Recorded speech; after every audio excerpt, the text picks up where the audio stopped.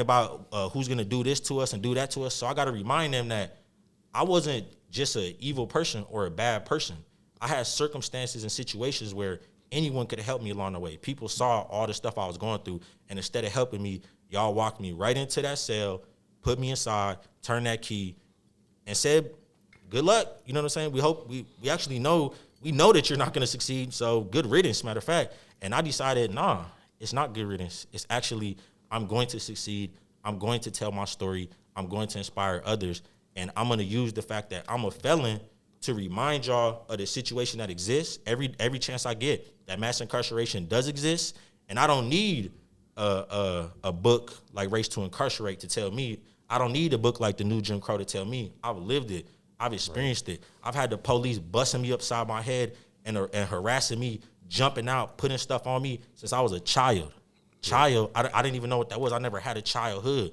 I was an adult in their eyes since the time I was a child. When I was 11, they was busting my head. When I was 12 and 13, they was busting my head. By the time I was 15, 16, they beating me, stomping me, knee on me, hog tie me, trying to kill me damn near. So it's like putting a gun on me, everything. So I feel like for me, I've never been ashamed to have a felony. I'm not ashamed to be a felon.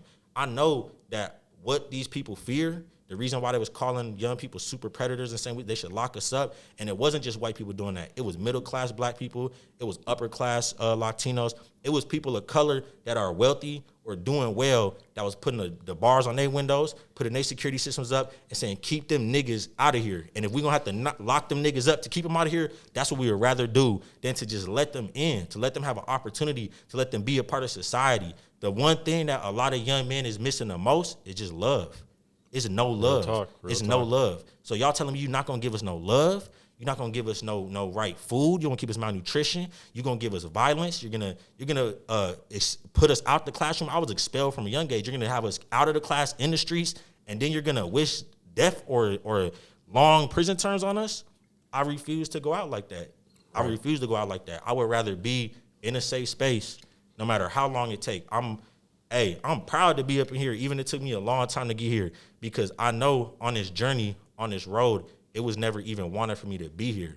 So every day that I show up here, like you said, it's hard to get out of bed sometimes. I could barely get out the bed this morning. I had to think about my professor, Dr. D, and her spirituality and her positivity. And it took me extra hours just to get up out of the bed. My daughter steady walking past, Dad, ain't you gonna get up? Dad, ain't you gonna take me to school? I'm about to get up. But I couldn't even move. My depression had me paralyzed. But I had to think about Dr. D and how positive she is. And she want me in that classroom. She asked me to be in that classroom. I'm going to get up. I'm going to get up as long as it takes. And I'm going to get up and get in that classroom. And I had to do that today. So it's to me, I feel like that felony on my record, does it slow me down? Of course. Does it stop me? Never. And a lot of people say, I can't do this, I can't do that because I'm a felon, and they go right back to prison. The recidivism rate is high for a reason. Yeah. So if you are a felon, you could definitely come to UCLA. Matter of fact, you don't have to. You could go to Harvard, you go to Yale, you go to Princeton. There's felons in places like that too. You could go anywhere on this earth. You could do anything. You could be working in the White House. You could be working nearby it. You could be working with nonprofits, government organizations, anything you want to do. You just have to stay positive. And unfortunately, this is the hardest part, I think, for felons. A lot of us, we were taught antisocial and illegal behavior. You have to follow the law. Yeah. That's the hard part. A lot of times the laws aren't even just, or they don't make sense to you, or they're not correct to you, but you have to work through the system and through the process. And that's one thing about being in an institution like this, teach me, is you do have a certain process. The processes here are similar to those processes. I hate sitting in that classroom. That's boring as hell to me, you know what I'm saying? Yeah. I go in the library, everybody quiet and studying. That's hard for me. I'm like, damn, I ain't never been in no environment like this. It's super quiet. I'm trying to make some noise. I'm trying to turn up. I want to, you know what I'm saying? Right? Like, I walk past the grassy area. Everybody's sitting there like it's a picnic. The only 2 times in my life I ever seen people sitting in grass or putting blankets down in grass and hammocks, all this stuff, was I walked past Barnsdall Art Park. I seen it there, and I seen it at Griffith Park. And both times I seen it, I was like, what? What is this? Like, what are they doing? Why do they do this? What does this mean? Like, I'm trying to grasp. Why do these people sit? What are they? Why are they sitting there? What are they waiting for? What's about to happen? Like, no, they're just chilling. Someone was just telling me, like, you could take a break, right?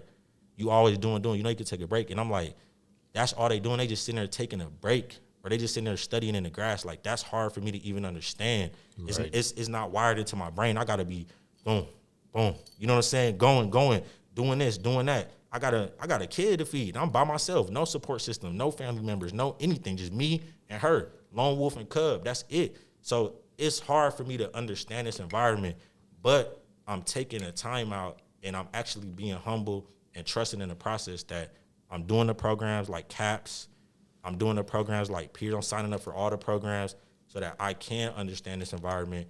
I can peep what other people are doing. I can re-socialize myself because I was antisocial, so now I can socialize myself so that as a felon, one day, I'm going to be a felon who, in society, I'm not going to assimilate and hide what I am and cover up my tattoos and, put on a suit and tie.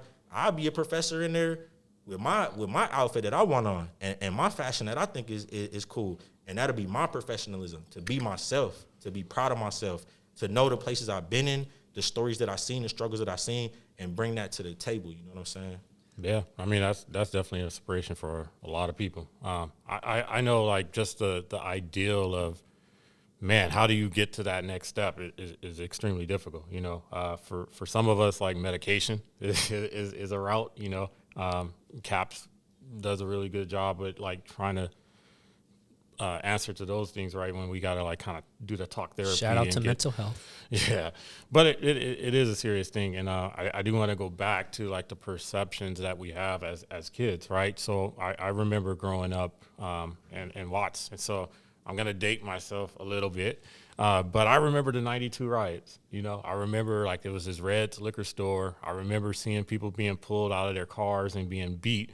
I knew vaguely what happened to Rodney King, but I didn't understand exactly what was going on and what police brutality was and how those systems were in place and continue even to this day to kind of, it's pretty, like, what would you say? How do you say it? It's predatory, right? Like, so like for a lot of black people, especially those that are growing up in the hood, oftentimes you are the target, right? And I think about, like, some of the research that I did. We look at how, like, the Contra wars contribute to bringing those drugs into communities, and it seemed like every time, like, something was to advance black power or black rights, civil rights, right? Like, we had the civil rights passing in 64 and 65, but then right after that, you had the flooding of the drugs in the communities and things of that nature, and then it was a target to kind of bring. Well, I guess what I would say, just like they only targeted having single moms, right? So, like, if you look at Chicago and the public housing, when they first started their Section 8 housing or housing assistance, you had to be a single mom and you couldn't have any men in the house. And if there was any sign of it, right? So, like, now there's this check and balance. So someone comes in and checks in what you have in your house. And if there's any sign of a man there, like, you lose the ability to have housing. And then what do you do with those people? So those people are getting kicked out in the street. Unfortunately, it targeted black and brown people, right? And this is a policy that continued to just plague our community. And it's just really important to understand, like, the background of all of that and how we got here, and being able to overcome that, like, makes me very proud to see you get over through the ways that you had to. And I hated being the adversity you had to go through, right? Because I don't think anybody deserves to be homeless or unhoused. Like, I feel like, man, like, we all should be able to have that support system in place, or have, like, at least the opportunity to be able to get the help that we need before it's too late. But unfortunately, for a lot of us in those communities, it's very difficult. So for sure, like, I was born into homelessness. When I was born, my mom was homeless. I was born 3 months premature, went into the incubator. By the time I came out the incubator, I was in the shelters. My mom was homeless for the first about 8 years of my life. And when she wasn't in shelters, like catching the Greyhound bus to go to this city and live in this shelter, going to this city to live in this shelter, going to Yuba City, California, going all through New York, when we wasn't hopping in different shelters, she was going to the mental institution because she had bipolar disorder and paranoid schizophrenia, and I was going into foster care. So for me, I feel like I learned homelessness, every aspect of it growing up. And then by the time I was a teenager, I was unaccompanied minor, which is another form of homeless. That's where you're homeless, by yourself. So you might be in a trap house, like you might find an abandoned house and make that your spot for a while till you get somebody else to take over that one. You might just sleep outside, but it's people always trying to like old creepy people trying to pick you up. Hey, you know, trying to be little weirdos and stuff. So you got to really learn quick. You got to learn quick, or else you ain't gonna make it. Like I know a lot of ones that's out there with me. They got hooked on drugs, or they got turned into trafficking. They got put into human trafficking and stuff like that. And I didn't want to go those routes, so I had to meander different ways. But by the time I got into like getting towards, I was gonna get done with my felony, I started getting into working in and around homelessness. So I worked in city government. I served nationally with the National Youth Forum on Homelessness. I learned the ins and outs of the homelessness system to the point where I was in D.C. with the United States Interagency Council on Homelessness. I was flying out to conferences to work with the National Alliance to Homelessness, all this different stuff. But still, it's so prevalent. I'm bringing that up because what you said about how they did the single mothers, it's so prevalent for them to think that a person with a kid who need housing has to be a single mother, that when me and my daughter, when I was a victim of domestic violence and my daughter was a victim of child abuse, and I got a judge to give me permission to come to L.A., when we came to the Homeless Outreach Program Integrated Care Services, and I told them there's a voucher waiting for me and my daughter to go to this motel, the lady that was there said, no, I like to keep my vouchers for women in your position. I don't like to help men in your position. Wow. I was like, what? I know my rights. I actually worked in city government and federally, so I know federally that's a violation of my federal rights. Like, the voucher set aside for me, you need to give me my voucher, man. Like, what are you talking about? Right. Me and my daughter are supposed to go to this motel tonight. No, that's too bad. I'm not going to give you the voucher. But you know what you can do? You can go to Skid Row tonight. And I was like, what? And so me and my daughter had to go to the Union Rescue Mission in Skid Row illegally. And when I went to City Hall, I went to the mayor's office. They wouldn't help me. I went to the mayor's help desk. They wouldn't help me. I went to the city councilman's office. At the time, it was Jose Huesar, who got locked up with the Fed case. They wouldn't help me. I went to all the different offices, nonprofits. Nobody would help me. Coincidentally, when I'm walking around downtown, I get this feeling in my stomach like, you need to go into this building. I go into the building. It's Los Angeles Homeless Services Authority.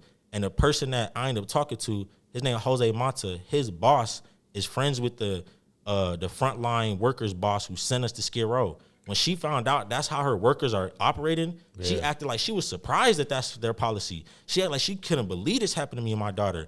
But I talked to all those people that was at Hotpix before me. I talked to all those people that was laying out there. And when I was in Skid Row, I would talk to people and ask them, why are you here? We walk a couple blocks, it's a Starbucks right there. It seemed like there's so much wealth and opportunity here. How are you being kept here? What is going on?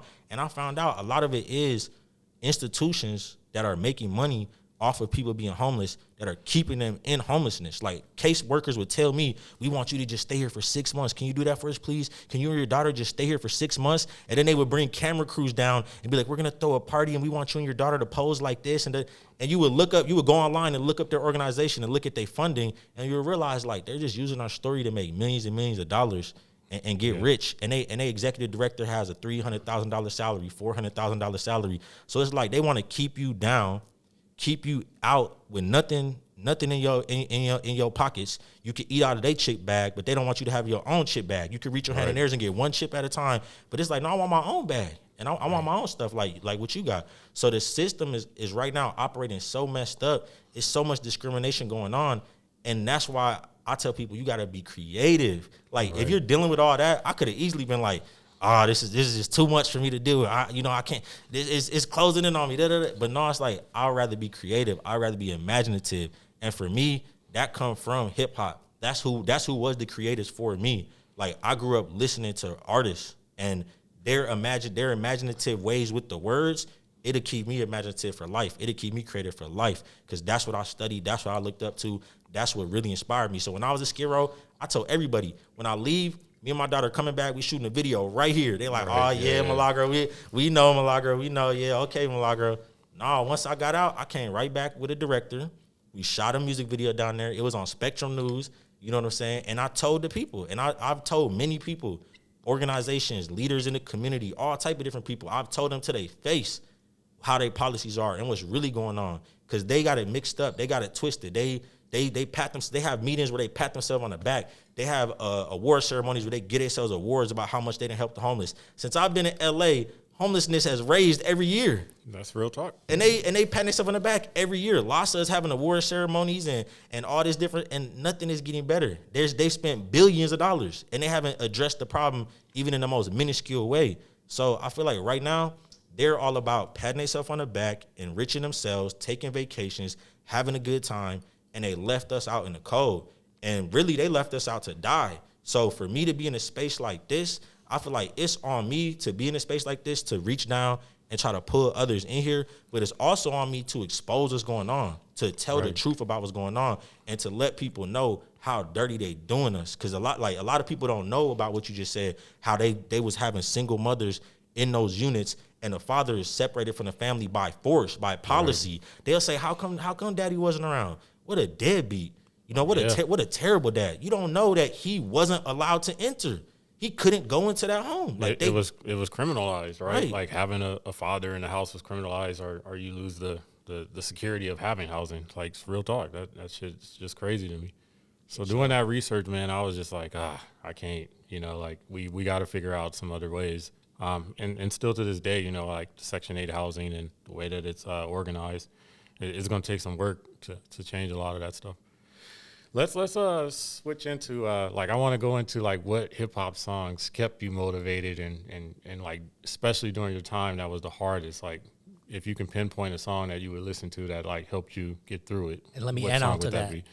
If you're able to answer that, and then this question too, top 5 dead or alive. So that question, and then this question about your top. Yeah. We got That's a dangerous question, bro. Let's do it. Okay, for sure. Okay, so yeah, the number one song I would say is "Keep Your Head Up" by Tupac. Yeah. That song always, number one, it always kept me a sense of innocence. Through all the stuff I ever been through, I always still felt a sense of magic, beauty, and innocence. Number two, it taught me to respect women when no one around me respected women. Everybody putting their hands on women. Everybody. One time when I was homeless, I had to live in a brothel. The only person that let me live with them was a madam in a brothel. I had to see it all. Like, and I grew up seeing that, but I had to see it all, like, living there. So, for me, I feel like I've been around so much disrespect towards women in the environments I had to live. It would take something deep or someone deep, very deep, to be able to put inside of you the utmost respect for women. And for me, that song was it. Like, any time I would be going through something or things would be happening around me, I would put that song on and just vibe to it. And know, like, you know what I'm saying? Know that these are queens, these are goddesses, these are women that are supposed to be upheld to a certain amount of respect, and how you're supposed to treat the babies. Like, even when I was bad out there in the streets, I would always take all the little kids to the corner store, get them all whatever they want. And if any of them, I don't care how bad, if you badder than I was when I was your age, and you try to steal out of there, I would march you back, snotty nose and everything, and make you return what you just stole and apologize. And I was a thief myself at the time, but I was getting put on missions by someone older than me who should have been leading me in a better direction, and they leading me to do wrong. So I'm leading the ones younger than me to do right, you know what I'm saying, even when I was doing wrong.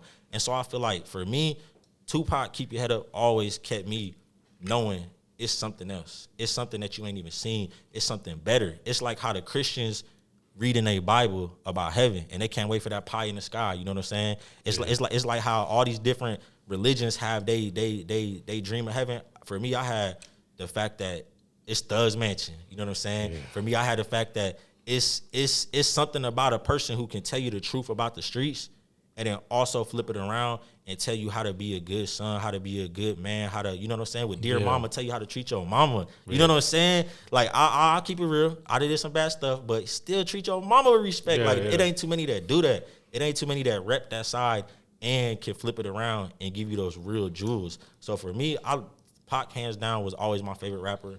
Let me say my favorite Tupac song. So I like do it it's between Hail Mary and then Smile. I think Smile was like one of the songs that when I was down, like I would listen to that and I was like, yeah, you know, like life is rough, but you gotta smile, you gotta get through it. So not like, you know, just wanna definitely. What's your Tupac? I think for me, it doesn't particularly have a meaning for me, but if I were to pull my windows down, it would definitely be, how do you want it? For sure. Yeah. But speaking, all of us is obvious who our number one is. But let's go down the list starting from 5. Who's your 5, 4, 3, and 2 for you? Okay. Not in that order, but Yeah, I mean, just talk about them. Just the other four. For sure.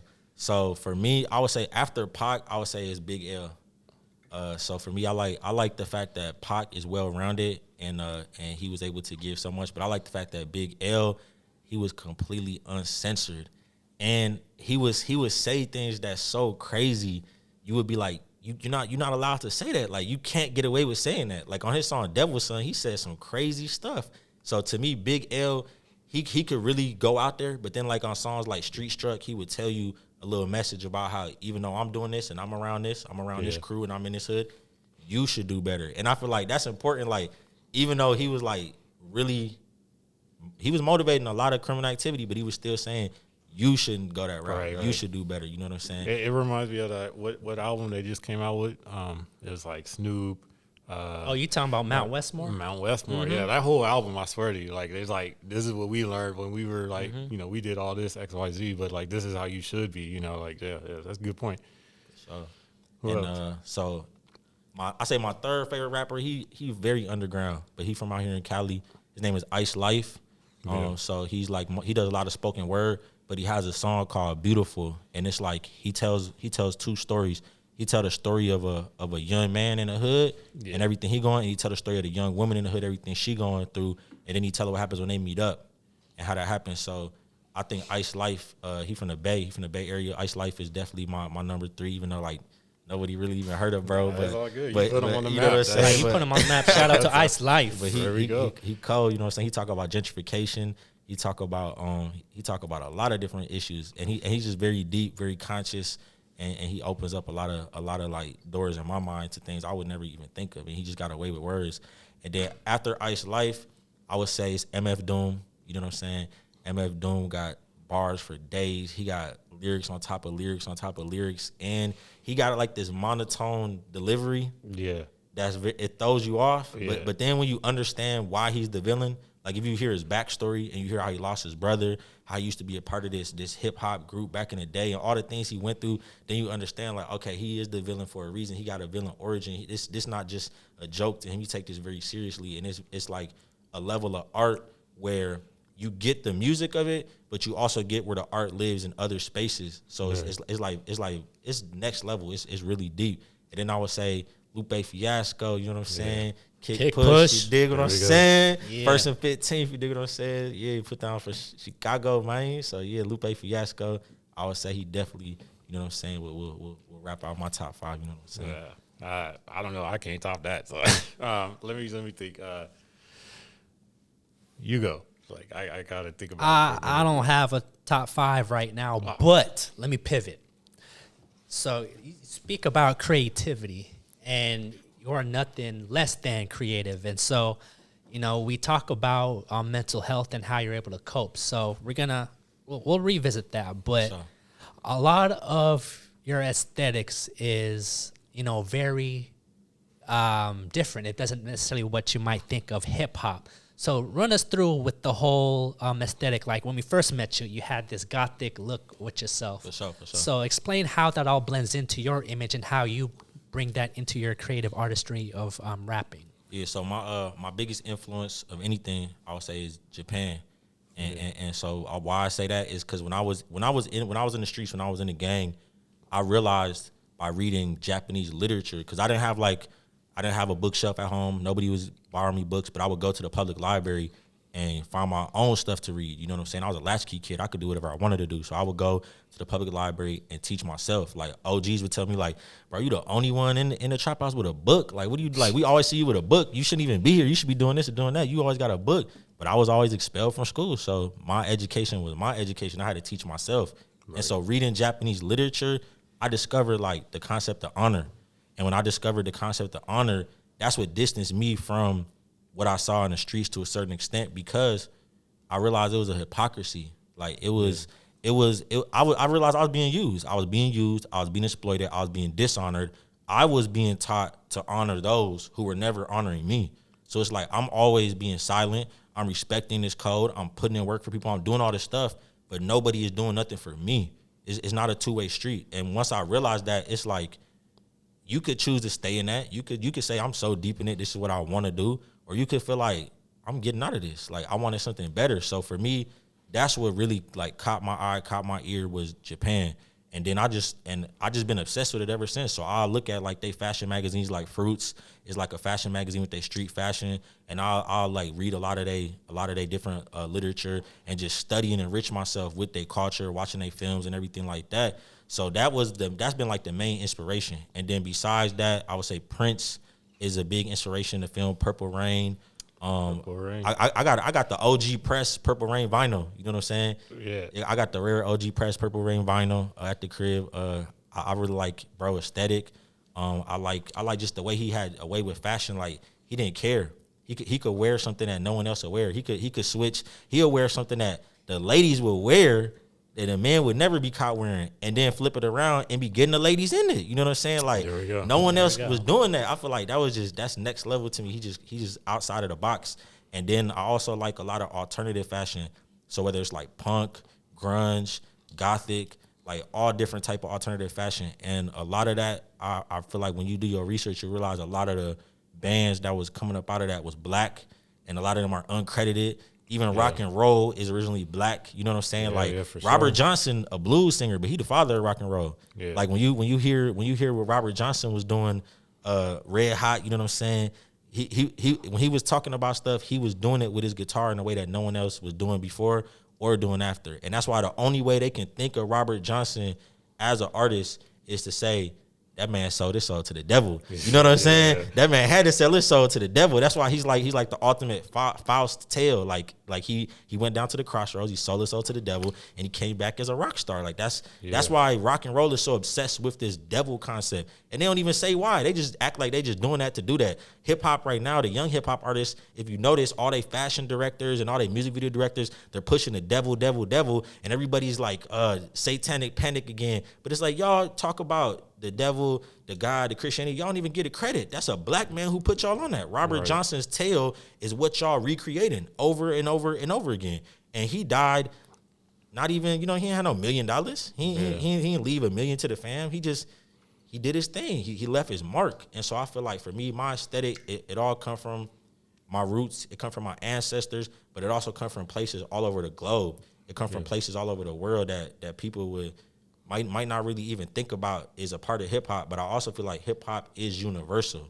Yeah, you know what I'm saying? That's what the OGs told me. Yeah. That's what they told me. Hip hop is universal. Now maybe some of that is taken out of context and is appropriated in ways it shouldn't be, but I also feel like it is universal. And just like the Wu-Tang can be a little different with it, I feel like my goal every time I set up a video, I'm gonna do something different. If most of the videos formulaic or the song is most formulaic, I gotta work with people who want to do it a certain way. I'm gonna sneak something in there that's different. You know what I'm saying? That's just outside the box. I just want to do something spontaneous. Okay, Wu-Tang. Oh, never mind. Wait. We was a call and response. We were supposed to answer that. Okay, it's all good. Maybe next time. Maybe next time. I'll try another thing. So we'll throw a fun fact in there. So, where did the parental advisory come from? Wait, can we guess? Yeah. Wu-Tang? Close. Method Man? Nah. Okay, now this is what I was told. So should I tell what I was told or guess what I think it really is? Either way. Okay, so I'm gonna guess it was like the first black artist to go platinum, but what I was told it was Elvis Presley. Ooh. Fun fact: parental advisory on disc records. It was Gore's ex-wife, and it was from a Prince song. So the story goes, Prince released the album. I think that's the Let's Get Wild. I forgot which the name of the song is. But there's a song about female masturbation, right? And Gore's wife got it for her child. And when she found out the lyrics were about female masturbation, she took it to Gore, and then they passed a law where then you had to put parental. Wow, white people. Parental. That's wild. Hey, look. You can look it up. Fact check me. White kids got us our parental advisory, but white kids also got Tupac as a major recording artist because it was the head of Interscope's daughter who heard Tupac's demo tape and brought it to her daddy and said, "You need to get him in here right now." Yeah. So like they can they can put the censorship, but they can also open the doors too. So like we got the ones like that. We got the allies too. You know what I'm saying? Know who to network with. Well, yeah, right. I was just saying, like, you brought up Prince. Like that was a fun fact for me. Hey, I'm just trying to help them out because you put them on blast. No, man, I found that out today. So like it was just you mentioned Prince, and I was like, I just did a reading on that, right? It's like, because I'm looking up censorship and hip hop, and I have to do it for a class, but this is like the importance of research, right? Because like this shit seems irrelevant until you actually like spit facts, right? You realize like, oh, this comes from regulation and like how policy influences almost everything in life, right? And so like looking at that, and I was like, damn, this is crazy. Like Prince. Because of Prince's masturbation song, like we have this parental advisory on every disc and every record that we have now. I don't know what it looks like on podcast or what do they have streaming now? I don't know if they put like well, YouTube is big right now, and YouTube definitely they cut it out. Like I remember when like artists used to be on there just independent doing whatever, going ham. Now they cut it out. Like a lot of that stuff censored. Yeah, it's a lot of censorship on there now. I don't know how to like Spotify and everything is, but YouTube actually, I know Spotify cut whole artists out. If you an artist and you catch a certain, like, let's say you an artist and you sell 100 pigs and you get busted, your music can stay on there. But if you do something controversial that's politically offensive, they'll take your music right off Spotify. Yeah, they'll take it right down the same day. So like, it's like you said, a lot of policies, a lot of people behind the scenes that are up there that unfortunately should have no say in creativity and music because they don't have no talent and they're closed-minded, so they shouldn't have nothing to do with it at all. So I'm the one that be like uploading the podcast. I'll make sure I say it's not for children. Right, for sure. But all right, let's talk about your artistry in hip hop. And so, what inspired you to make your songs, and maybe explain one of your more recent favorite tracks that you've recorded? For sure. So for me, I've always been making music. Like that's always been my outlet. That's always what kept me alive. It kept me it literally saved my life in so many situations. Like I remember I was in this one hood and they was a certain gang where the gang was mostly born into it. Like it was a lot of relatives, a lot of like closely related or grew up around people. And I was an outsider coming into their block. And one of the people that had a lot of clout, that had a lot of power over there, he only took a liking to me and defended me and saved my life on multiple occasions because I was doing music. Yeah. And bro was illiterate. Like we was walking together one time and I seen a sign and I read the name of the sign and he was like, bro, you can read? Hey. He was just surprised, like, bro, you can read? And I was like, yeah, I can read. And then he was telling me like, could I help him, sit down with him? And I was like, I'm not like gonna teach you how to read from a 0 to 100, but I could work on some music with you. So I feel like by the music being there, it was just something different for him. It was something that no one around him was doing, that he wasn't being exposed to. And even though he was trash at rapping, like I would bring him in the studio and he was hot garbage, couldn't freestyle, couldn't do nothing with it. Like I used to write people raps and then practice it with them and try to get them to spit it. And a lot of them just couldn't do it, but I would still take the time to kick it with them and try to just show them like, it's something different, something better. Right. And for me, it's not like I was doing it. Like the biggest thing I had did at the time was like open for Lil Boosie. I wasn't like leaving the city and going on tours, but just for him to see like I'm doing my music, I'm focused on it. That was like eye-opening for him and for a lot of other people. So when I realized that at a young age that my music is inspiring to people, I would just continue to do it. And it would get me through a lot. Like it would help me express what I'm going through. I don't got to go out there and hurt somebody when I'm mad. I can write it down and you know, and rah in the booth, you know what I'm saying? Or if I can't even get to a booth, I could just yell in the room. And if that's too loud inside, they don't want to hear it, I'll go outside and rap it somewhere, you know what I'm saying, by myself. So like I feel like the music always been my outlet. I just love playing with words. Like once I was freestyling one day and I rhymed pneumona ultramicroscopic silicovolcanoconiosis. And when I rhymed that one, I was like, you know what, I got to try to do more stuff that's different. So then I started looking at languages like, all right, I'm gonna write a whole rap that's going to be in this language. Or like I read A Clockwork Orange and that book is written in the author's made-up language. Yeah. So I wrote a rap in his made-up language, which I had to teach myself his language by going through his book and then write a rap centered on what they would write about in his world. And so I just like to play with the music, have fun with it. And like mostly when I write songs, what I do is I have a notebook. I'll write a whole bunch of songs. And when I'm done, I'll burn the notebook or just destroy it. You know what I'm saying? Because I feel like for me, it's like a madness with my method, and I feel like that most of my work doesn't belong to be seen by the world while I'm here or when I'm gone. It's my private work for me to express myself and to get stuff off my chest, and it don't need to be seen by anybody. But a lot of the work that is like for other people, it's been commissioned.